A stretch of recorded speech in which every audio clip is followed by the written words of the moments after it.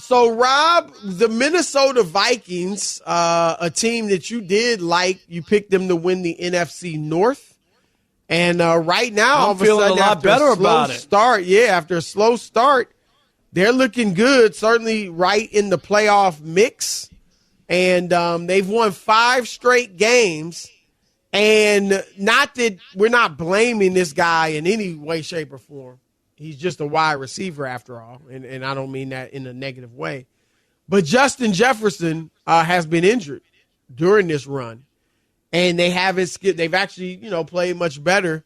And so that led you to you have not a theory, but a question that you want to pose, a take that you want to put out there. I just think that nobody ever talks about this, Chris, is, we always talk about, well, you can get any old running back. I wouldn't draft a running back. I wouldn't pay a running back. It could get anybody.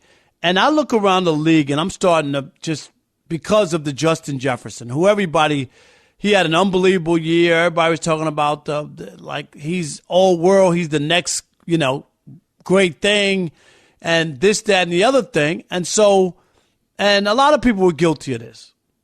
When he got hurt, you know what? Get rid of Kirk Cousins. The season's over. You just lost your best receiver. You might as well move on. You're not going to be able to win without him. And all they've done, as you mentioned, is go 5-0. And not only that, because they're averaging almost 25 points a game without him. Ranked ninth, that would rank him ninth in the NFL.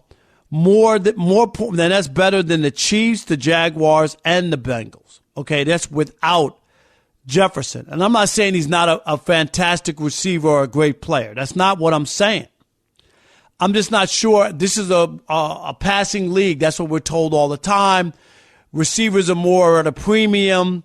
And then you start doing some research, Chris, and you go, okay, the Ravens have the second highest scoring offense in the NFL, 270 points, without a real number one. Who's their number one? Nobody. Zay Flowers, the rookie. Okay, yeah, a real one. C.J. Stroud is viewed now, right, as this MVP candidate without a real number one. He doesn't have a real number one, this guy that you're afraid of and you have to game plan for. So here's another one. Mahomes won an MVP for the Chiefs, right, and the Super Bowl, Chris, after trading away Tyreek Hill, who's an all-world wide receiver. So he moved on, and it didn't stop Kansas City. Joe Burrow, 3-1 without Jamar Chase since they become teammates, Chris. He's not 1-3. 67% completion ratio and a passer rating of almost 100 at 99.9. And we know the Aaron Rodgers, Devontae Adams story, 10-1, including 7 in a row at one point without Devontae Adams. And, when they had to go to his teammates, Chris, Aaron Rodgers, 67% completion rate and a passer rating of 112.7.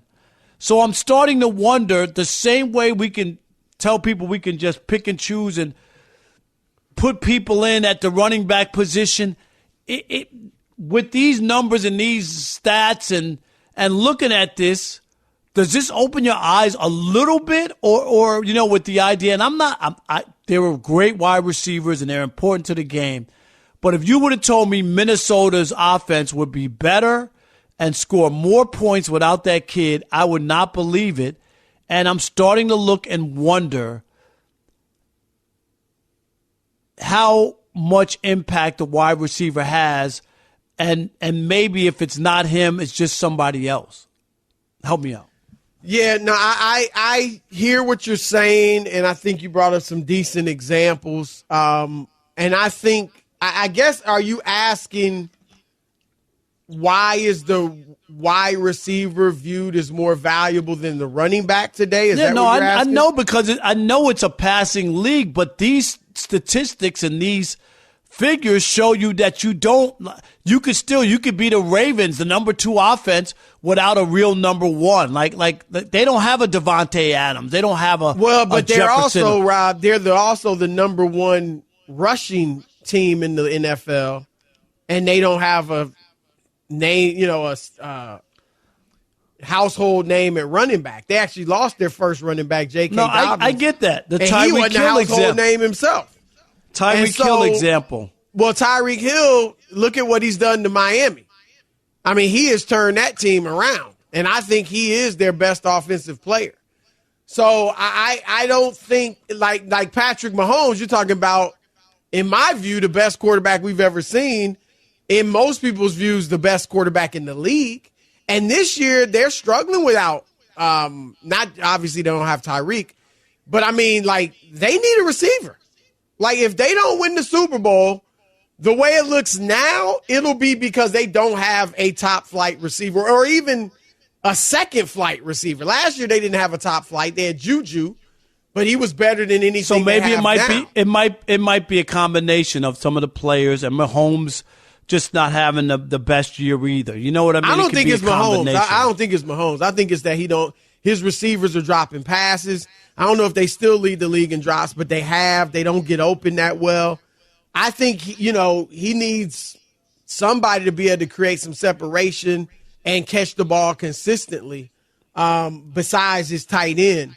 But I also think, Rob, a big factor in, and we've talked about it, we both think the running back positions become undervalued. And I get it that you can, Cleveland, they had Nick Chubb, who's one of the top running backs in the league, and he's been injured and they haven't missed a beat. They're 6-3, and their run game is still strong. But I would say this, fans come to see stars. And so your running back, whether it was a Jonathan Taylor, they were fine without him. Zach Moss stepped in and was strong. Or a Chubb, they are drawing fans. And so that's why, that's part of it too, Rob. When you pay a guy, it's not just, yes, production, but it's also a bottom line business of our people coming to see us play, our people buying our merchandise. All of that goes into the money. And top flight running backs do draw fans to do those things. But I think, Rob, the big maybe difference between these two, and you're right, it's a passing league, obviously. But I also think, and what hurts the running backs when it comes to pay, is that the general feeling, and there is truth to it, not every case, but that your shelf life as a top flight running back is much shorter than that of a receiver. Just because of the nature of the position, you're getting hit so much.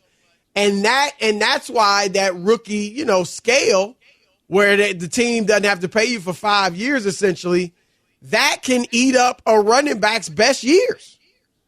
Now, there are exceptions, Emmitt Smith, Walter Payton, but there aren't that many.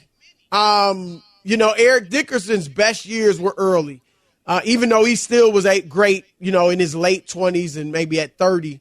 Earl Campbell's best years were early. Ezekiel Elliott's best years were early. Like, that hurts the running back. And as a receiver, they can, a lot of times they're still great in their early 30s.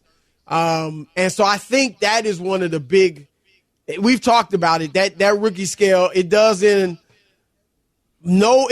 running back in more than any other player. No, but I get that, but I'm looking, if you're the Vikings. Well, they also winning without Kirk Cousins. They 2-0 with Joshua Dobbs. Yeah, but they're not 5-0. I mean, I'm just saying, like they're 5-0. And do I need to break the bank for Justin Jefferson is what I'm asking you. Like, if I'm looking at the team, I'm not saying he's not talented. I just wonder why the people don't have nearly a problem with paying a wide receiver when teams seem to keep winning. Devontae Adams is a special super talent. How in the world did the Packers go 10-1 without him on the field? Because you had one of the greatest quarterbacks ever. They missed Devontae and Rodgers last year without him. They'd have been a lot better than last year without him. A lot of it depends on what you got around him.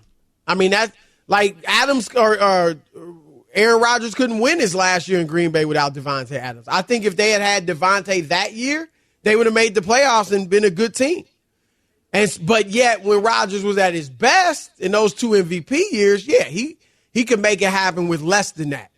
We said Mahomes made it happen with less than Tyreek Hill.